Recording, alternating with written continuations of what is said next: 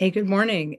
This is Lama Kathy, and I am coming to you live on Sunday morning. What day is today, anyway? Okay, the 25th of January. Well, we're having a snow day at Columbus KTC. I'm sorry we couldn't simulcast with Facebook, couldn't figure out the technology fast enough. And but I'm going to be here for the next, I don't know, 40 minutes talking to you about Dharma in place of our very, very lovely, polished video that we do at the KTC Center, which is now currently under about 7 inches of snow and climbing. We're having a snow day, which happens from time to time because weather. And so we'll be closed today. All of our activities are on Zoom this morning, except, of course, for the Dharma Talk, which is live. So in any case, didn't plan a Dharma Talk for today, so I called it Snow Day. But I think there's a couple of things I can talk about here at the front end, and you can check in, our newsletter or our website at www.columbusktc.org. And and then you'll see all of our activities there. I think a chat is open, so you can ask questions if you have specific questions you'd like to ask today. I think that I've got like two topics today that I could talk about. Number one, I could give you the update on the upcoming dedication of the Columbus KTC, but the other thing is to talk about Snow Day. So I think part of the reason that I think that having a snow day is a Dharma activity is because it comes unannounced. Actually, it does come announced now. I think the squirrels in my backyard were a little surprised. They were diving in the snow this morning, you know. But for the most of us with weather forecasting ability, we have the capacity to know a snow day is coming in advance. But I think that part of the reason that I thought about this as a Dharma topic today was because things have been, shall we say, difficult here in the U.S. in the last week. There was another shooting in Minneapolis of a person who was trying to aid a protester. It's really become a very painful situation to watch any of the news channels, and I think that maybe people are feeling a sort of way, if you want to put it like that. And I remember that Milarepa, the great poet saint of Tibet, who lived in the 12th century, um, he um, he said that impermanence was like a constant companion for him. He lived in the snow. He lived in the snow, and he was a Mahamudra meditation master. His teacher, Marpa, the translator, had gone to India 4 times and had brought back enormous amounts of Vajrayana Buddhist teachings and taught them to his students, including Milarepa. But Milarepa became really adept at at what are called the 6 yogas of Naropa, which go all the way back to the great Indian saint Naropa, who lived, I think I'm going to put him 11th century. Um, so one of those skills was being able to survive in the snow. So for him, snow days didn't matter. It didn't matter whether it was snowing or icy or cold, or whether he had food or didn't have food, because he had mastered the yogic aspects of his body and mind to the extent that he could survive for long periods in the cold and long periods without food. So he was, you could say, a miraculous wonder worker. And you might say, well, I'm nothing like that. I'm lucky if I can sit a few minutes a day, we say, right? But these great yogis had a sense of, shall we say, fire, in that they understood the impermanence of life, living close to nature as the Tibetans have for centuries. They understood that impermanence, one of the basic teachings of the Buddha Shakyamuni, happened continuously, 1 second after another second after another second. And then that, as the Tibetan saying goes, next breath, next life. In other words, you don't know how long your life is going to be, and therefore it's important to practice what's important, like right now. So who are you in this moment? Who are you in this moment that the snow has arrived and you don't know what to do, or what to do when the news is like becoming depressing? Who are you at that moment? And I think what we can build within ourselves, we may not be Milarepa, and we may not be able to survive in cold temperatures or without food, but what we might be able to do, what we might be able to approach, is we might be able to approach the stability of mind that we get when we relax our inner critic, the stability of mind we get when we realize that at the very core of ourselves is a place of peace and calm that we can glimpse when we meditate. And knowing this, we persist and we persevere in practicing Dharma. We persevere in doing no harm, not to ourselves, not to others, practicing virtue, taking care of ourselves and benefiting others, and taming the mind. And so, even though we can't do what Milarepa did, regulating body temperature, being able to survive for long periods without food, we can begin to survive for long periods without continual stimulation from the world, without continual affirmation from the world, and with the quiet knowledge that in our heart of hearts, we are love, we are wisdom, we are peace, we are compassion. That's something that we can approach. So it's my hope that because of the outside temperatures and because the streets are in little towns like the one I live in, mainly closed to traffic because there's just too much snow, that when we are able to be within ourselves peacefully and without what the Buddha called the mental poisons of anger, attachment, and ignorance, when we can be quietly within ourselves, we can create an inner stability that, while it may only last for part of the short period we meditate each day, can be a reassuring home for us that we can return to again and again. And it's my wish that during this snow day, that you will take at least a few minutes to rest your mind in the confidence of your own being, and rest your mind in knowing that in the deepest part of you, there is peace.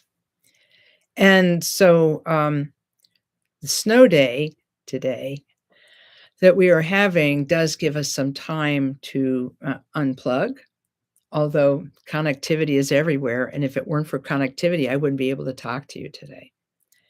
So even though there is connectivity and we can talk to friends and relatives and so forth, we should just take that little bit of time for ourselves to meditate and to make aspirations for the goodness in our own life and in the world.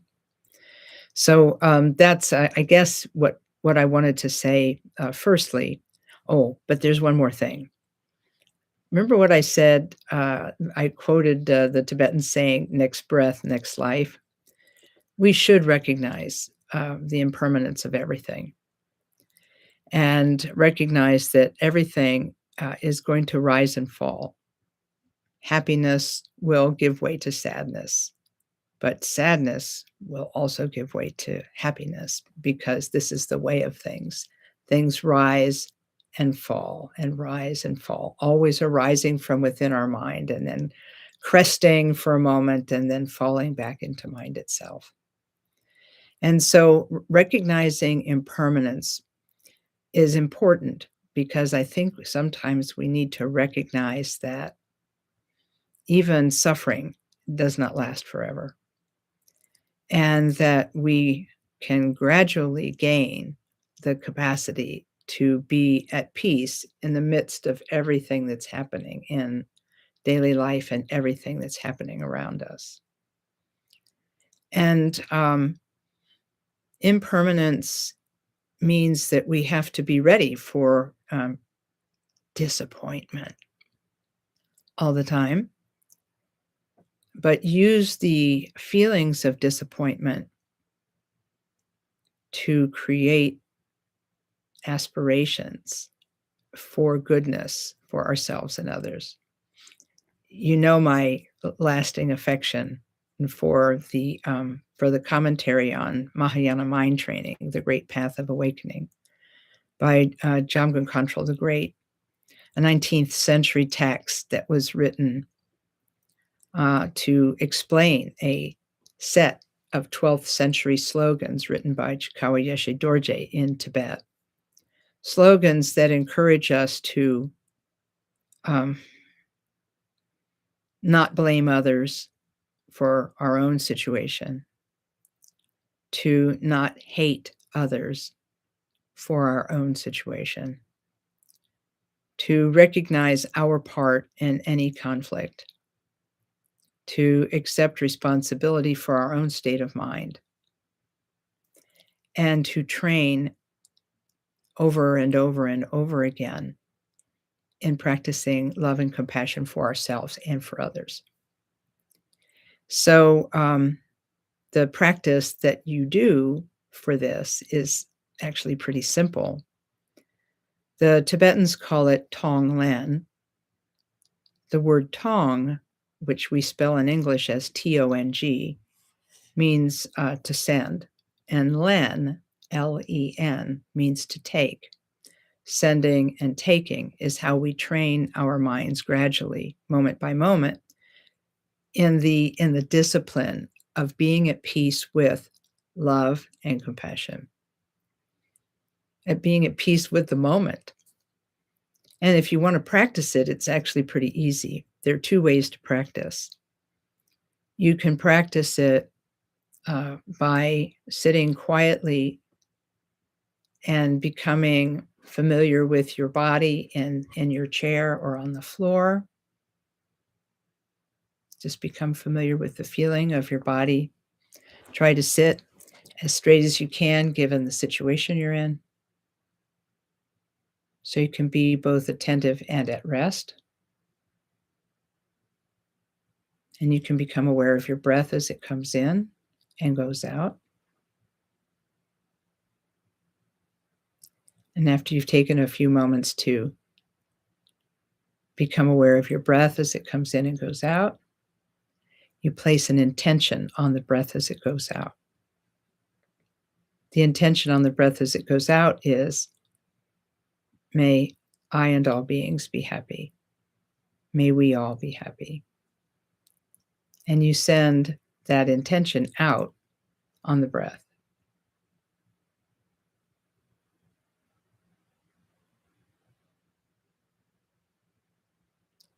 And then when you breathe in, you place an intention on the breath as it comes in. You think, may I and all beings be free of suffering. May we be free. Out breath, may we be happy. In breath, may we be free.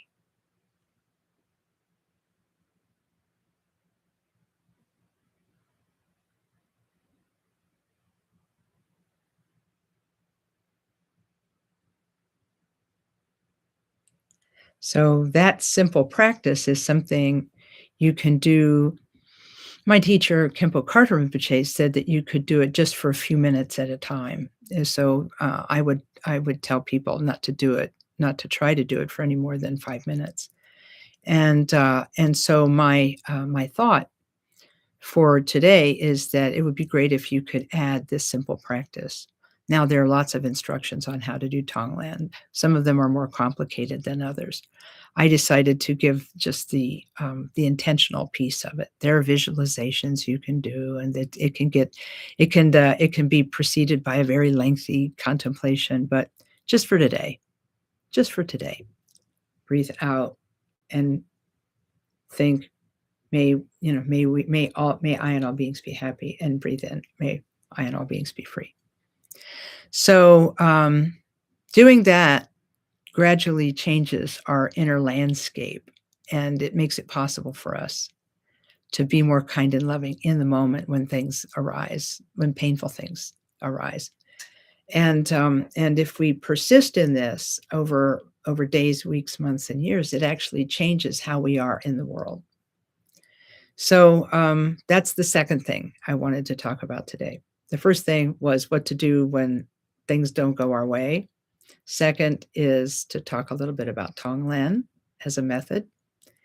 And I see, there's a discussion. There's a discussion going on in the chat about how much snow there is, and it says people are chiming in.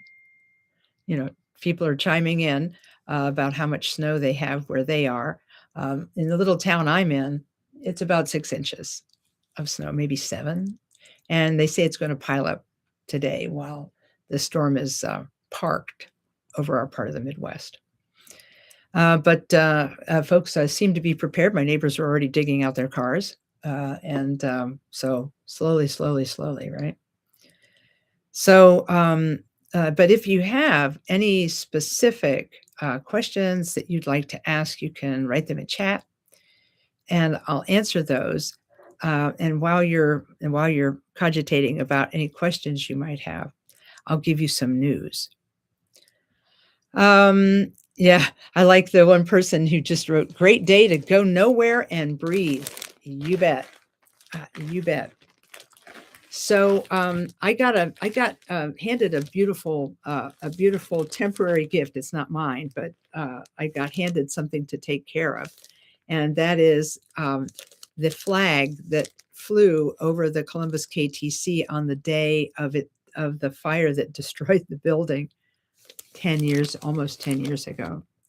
The fire happened on January 31st, 2016, and this flag was flying over the little old wooden church building that housed the Columbus KTC from 1990, when we bought the building and moved in, to the Franklinton neighborhood of downtown Columbus, and January 2016, when the building was destroyed by fire.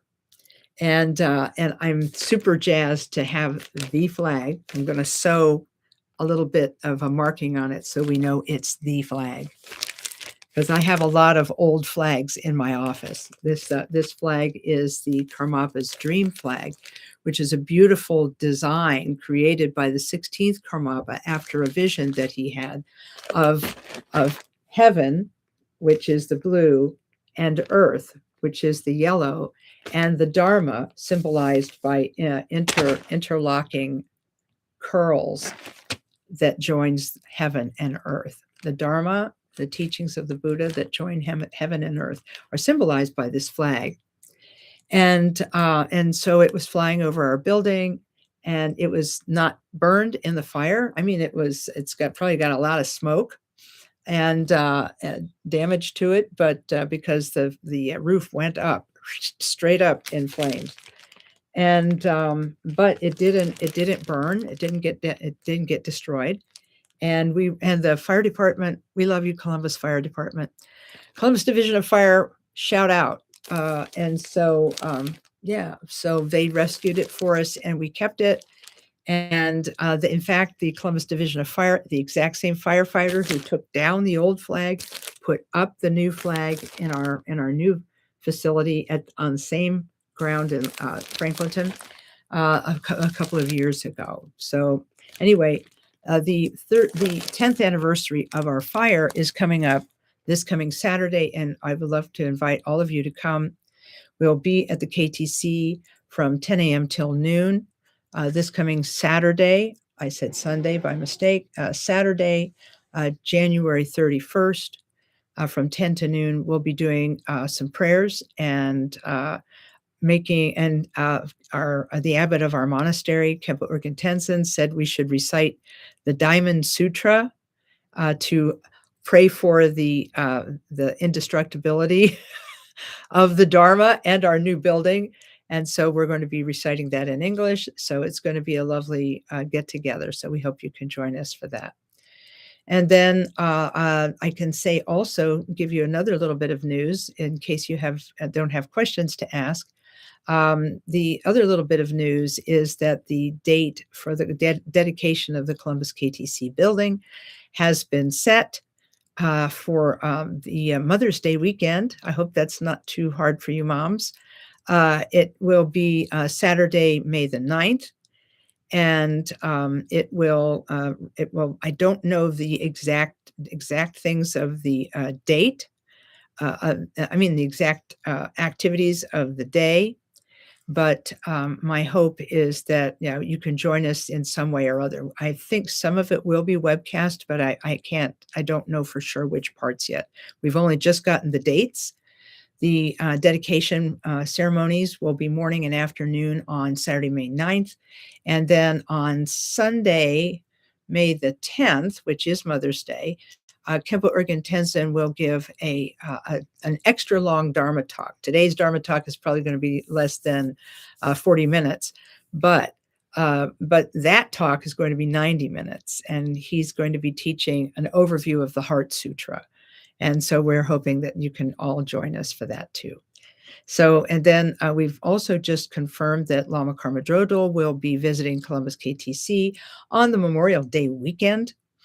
That's the weekend of, let's see, did I bring my calendar in? No, but I can look it up pretty easily here. He's going to be coming, he'll be here the weekend of the 23rd and 24th of May, which is the Memorial Day weekend.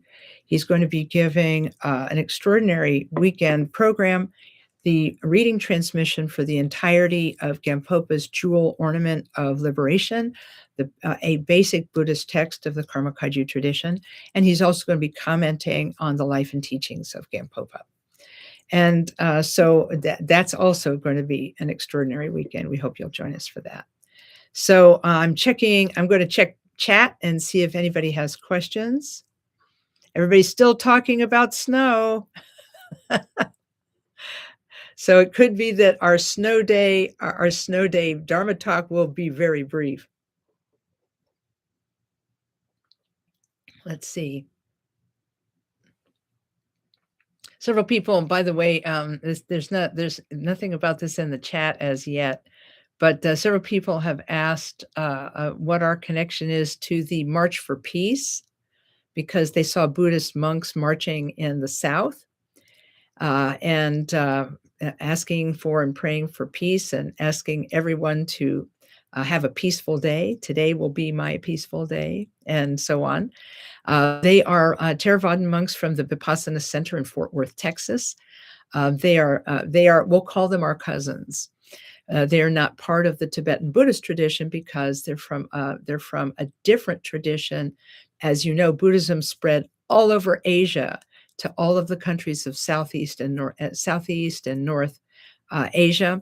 And so every country developed a different type of Buddhism. And these monks have really touched everybody's heart, and they are on a 120-day march from Fort Worth to Washington, D.C. to pray for peace. So my hope is that you're inspired by their example and that you practice peace in your everyday life. And because folks ask what we think, and I'm like totally in favor. I think it's wonderful. I think we should find a way to do a prayer walk or a peace walk in Columbus or wherever we are, just praying for peace. No protest, no signs, just prayers. Let's see, so it's something, it's something to think about. So it's something I wanted to mention because people have asked me about it. Now I've got a question in the chat. Let's see what it says. Oh yeah, this question is asking about Khenpo Karthar Rinpoche's book. And excellent in the beginning. That's Khenpo Rinpoche's book on beginning Dharma. It is excellent, excellent at the beginning. It's a wonderful book. He talks about the importance of contemplation when reading Dharma or listening to the Dharma. How do we meditate in this way? Is that analytical meditation? Analytical meditation is a big subject, and there are many types of analytical meditation. But contemplation is a bit different. His Eminence Tai Situ Rinpoche, who taught on this in one of his Mahamudra programs, he explained it this way. He said, in meditation, we let go of thoughts. When a thought arises and we are with the object of our meditation, whether the object of our meditation is being aware of the breath, or whether the object of our meditation is resting in awareness, or whether the object of our meditation is sound, or whatever our object is, when our attention wanders from the object, we gently bring it back and let go of all the thoughts that are arising as we're meditating. So that's meditation, where you notice and let go of thought. In contemplation, Situ Rinpoche said, you actually cultivate specific thoughts. You cultivate specific thoughts and use these specific thoughts to come to a conclusion in your heart and an understanding in your heart. And I think this is important because, as the questioner mentions, when we study or listen to the Dharma, we can have lots of thoughts and feelings, and those thoughts and feelings may get in the way of our understanding. In fact, one Buddhist teacher once said, when you read a Dharma book or listen to a Dharma talk, you should have two baskets in your mind. One basket is labeled, I don't understand that, or I don't get it. And the other one is labeled, I don't know if I believe that, or I don't know. I don't get it, or I don't know. And the Dharma teacher said, as you read things and you have something you don't understand, you put that in the I don't get it basket. And if you understand something, but you're not sure you believe it, you put it in the I don't know basket. He said, just put it in one of those two baskets, but put nothing in the trash, which I love. And as my friends in 12-step recovery like to say, and my own teacher said this about listening to the Dharma, he said, take what you need and leave the rest. In other words, he said, if something bothers you, you can set it to the side and work with it later. Now, what does all this have to do with contemplation? Well, here it is. Situ Rinpoche said that when you are contemplating Dharma, you should pick one subject at a time. Don't try to contemplate lots of subjects at a time. Just do one at a time. And divide that contemplation into three distinct parts, beginning, middle, and end. But he labeled them.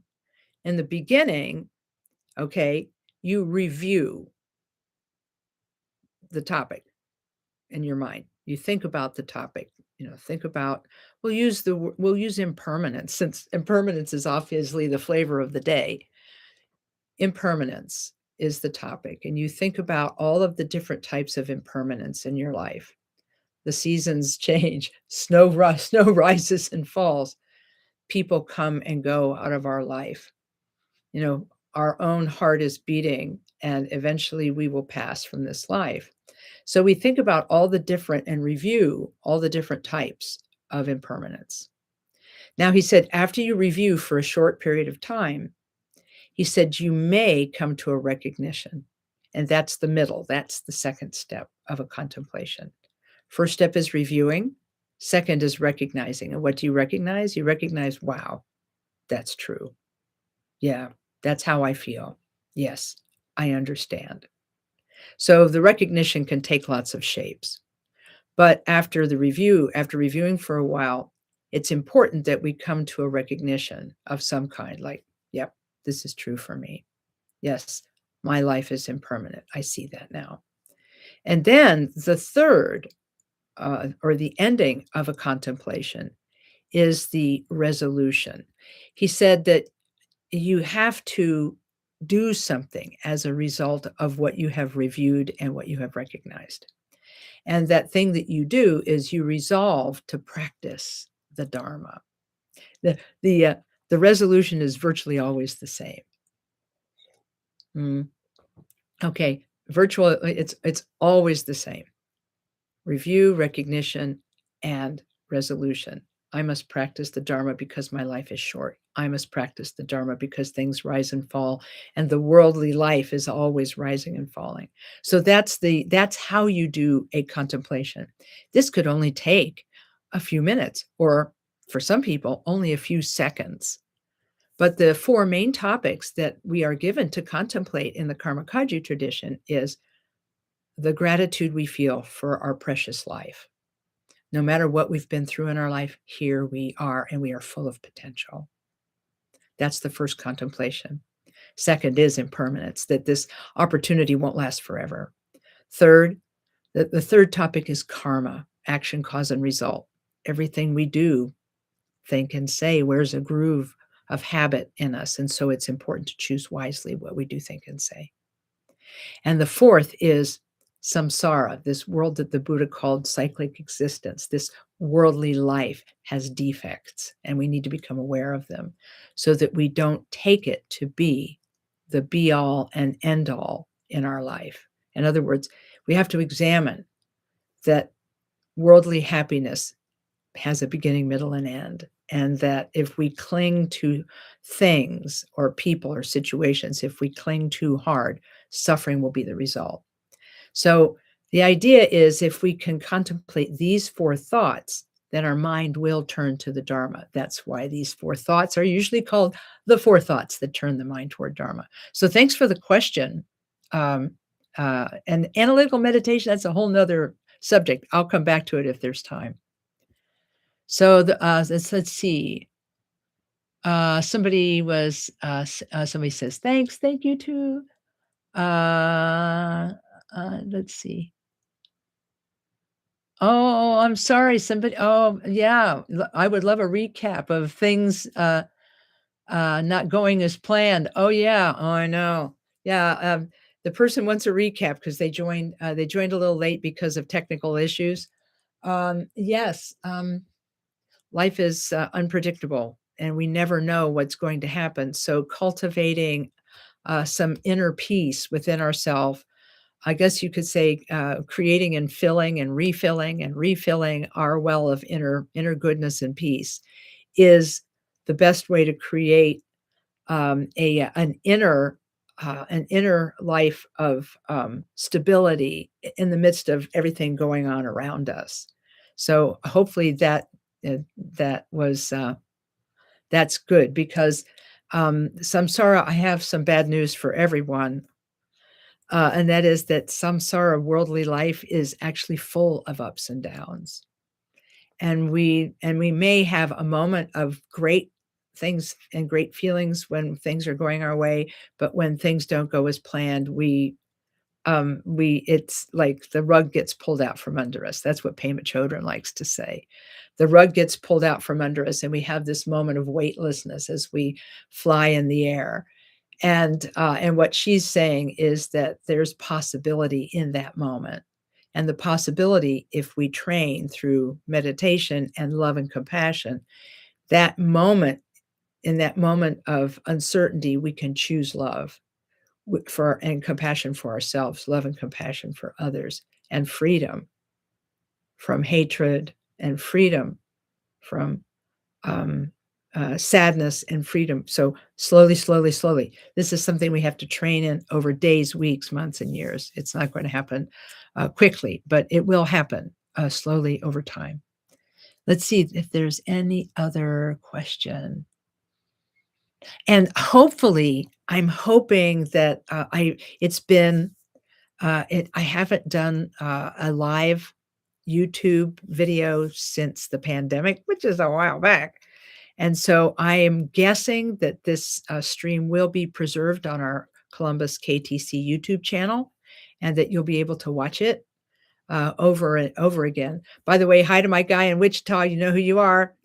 Every Monday morning, he says he watches the Dharma talk from the weekend before, and friends who joined us from Facebook. Super sorry we couldn't simulcast because I couldn't figure out how to do my Facebook Live. I used to be able to do simulcast one on my cell phone and one on my laptop, but I couldn't do it today.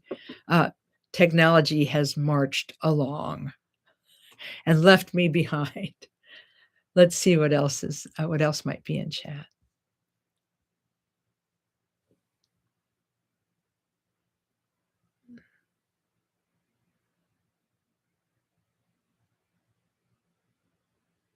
Yeah, I don't see anything more in the chat, but I'm thinking that we could spend a moment or two about prayer because remember I was just mentioning that it would be great if we could do a prayer walk in our towns, where people just pray. Where you just walk down the road and pray. No, no protest, no sign, just prayer. I just love that idea. And some people say to me, "Well, you're Buddhist. You don't have a God figure. How can you pray? Like, what's up with that?" And so I asked my own teacher, Kempo Karthar Rinpoche, about prayer. And he said, I said, "What do you see as being the difference between the prayer in Buddhism and the prayer in other faith traditions?" And he said, "Well, I have to be honest, I don't entirely understand prayer and other faith traditions," he says, "but I'll give it my best." He said, "My understanding is that in other faith traditions, when you pray, you're asking an all-powerful being, somebody who was never like you and who you could never become like. And you're praying to them to change reality for you essentially and give you things that you want." And he said that's not how we see it in Buddhism. The Buddha denied being a divinity. And not only did he deny being a divinity, he said he was a human being who had attained a spiritual state called awakening or Buddhahood, where he could see the nature of his mind and the nature of all things and know the nature of his mind and the nature of all things. And so Khenpo Rinpoche said in Buddhist prayer, he said, "We are praying to someone who was once just like us and knows us in and out, praying to someone who was just like us in the past and who wants nothing more than wants us to become exactly like them. And we're not asking them to change reality for us. We're asking for their blessing toward our own awakening, ultimately." And he said, so that is how he saw the difference between prayer in other faith traditions and prayer in Buddhism. Because I grew up in a Christian tradition, the Catholic tradition, we had something that was very similar, a similar explanation, because in Catholicism, there's veneration on the one hand and worship on the other hand. Veneration, well, let's start with worship. Worship is given to God, who is, as in the Christian religion and other religions, is explained as the creator of humankind and the creator of all things. And so that's worship. God is worshiped. But then there's veneration, where we look at the lives of specific holy individuals, such as the mother of Jesus, Mary, and people who are called saints because they were miracle workers or they lived exemplarily holy lives. We venerate them. We don't worship them. We venerate them in the Christian and the Catholic tradition of Christianity. And that really helped me make the connection with Buddhist prayer, because the Buddha denied being a god. And so as as such, he's really more like the very holy Christian saints whom we venerate in order to make the aspiration, may my life be like your life. May my qualities be like your qualities, and so on. So that's why I think that being in a prayerful state of mind, whether it's worship or veneration, whatever, being in a prayerful state of mind, we're in a relaxed state in which our mind is quiet and open, and we are able to aspire and to grow internally. So Buddhist prayer in that way comes from the wish to become like the Buddhas and Bodhisattvas, like the great saints of our tradition. We pray and we venerate them and pray to become like them. And that's why I'm enjoying so much the news that I read every day about the monks who are walking for peace, because it reminds us that prayer is very powerful, and that if we all pray together, something good could come about. So, that was the other thing that I thought about talking to you about today. Now, I've run out of things to talk about, and let me check chat one more time to see if anybody has any questions, and if not, we'll close with a moment of silence and a prayer. Let's take a look at chat.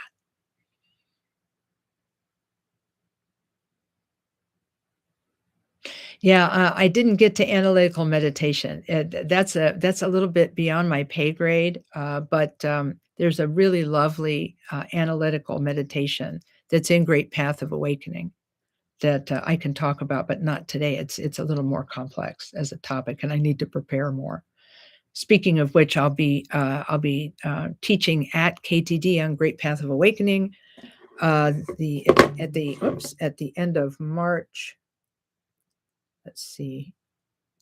We're going to do a Lojong weekend at KTD Monastery, March 21st and 22nd. I'll be teaching there on the Great Path of Awakening. I'm going to try to get through the whole book in 2 days. So stay tuned. It will be in person only. There will not be a Zoom option. So anyway, just in case you know, it will be in Woodstock, New York. I can type into chat the web address, www.kagyu.org.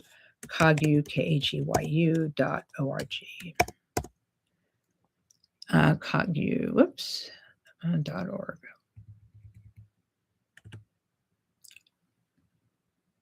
Oh, shoot, I spelled it wrong. I hate it when that happens. See, the unexplained has happened. There we go.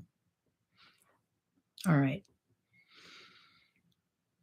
Okay, well, so we'll sit quietly here at the end and dedicate the goodness of this session.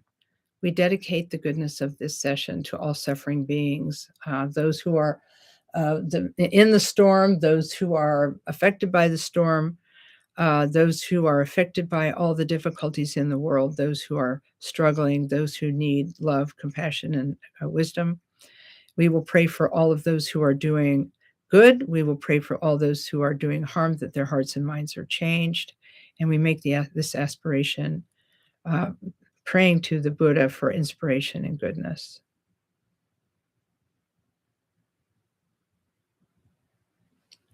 Okay, everyone, thank you for joining this morning. We will hopefully be back at Columbus KTC for our regular live Dharma talk next Sunday, February 1st at 11:30 in the morning. So, Omane Peme Hong, everyone. Be well.